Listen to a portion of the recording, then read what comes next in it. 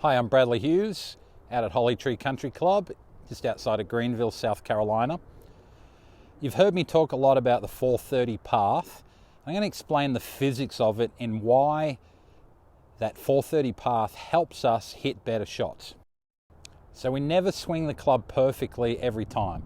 I've done a few videos recently with my TrackMan showing this, how every swing can be slightly different. So we're going to make mistakes in our golf swing. But the 430 path is going to help keep those mistakes to a minimum. So explaining the 430 path would be where the club is quite a ways behind my hands here. And if there was an imaginary clock on the ground, this shaft would be lined up at 430 from the golfer or my perspective. If I get the club a little bit steep here, the shaft would be pointing more at 3 o'clock. That's the difference between the 430 path, a shallow, rounded approach rather than a steeper vertical approach. So I'm going to hit a couple of balls here. I'm going to show you what happens. If I come from this 3 o'clock or steeper path and I make a swing, and let's say I come over the top of one a little bit, let's watch what happens to this golf ball. Hopefully you can pick it up in the backdrop. So there's my steeper approach, come over the top, and that ball's gone significantly over to the left. Now let's do the same thing. We'll swing from the same vertical down the line, 3 o'clock path, and fall underneath one a little bit, and let's watch where the ball goes from doing that.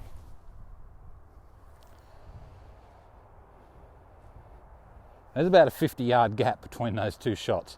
First one, over the top, went to the left. Second one, fell underneath it, went way to the right. So now let's work on from the 430 path. And we're going to come over the top of one, swinging from that 430 direction.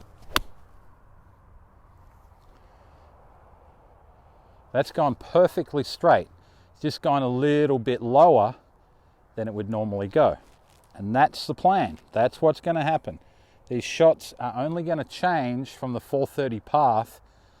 The bias of left and right is going to minimize. Our bad shot from the 3 o'clock path when we came over the top made the club head release sooner and point left. From here, 3 o'clock or steeper path, when I fell underneath, my hands got to the ball first and the face went to the right. From the 430 path when I came over the top, all it did was get my hands ahead with a square face and that went lower. If I do the 430 path and fall underneath one, you should be able to guess what's going to happen. It's still going to go straight, but it's going to go higher. So both of those shots were on top of one another, straight up the middle. One went lower, one went higher, even though I purposely went over the top of one and underneath one.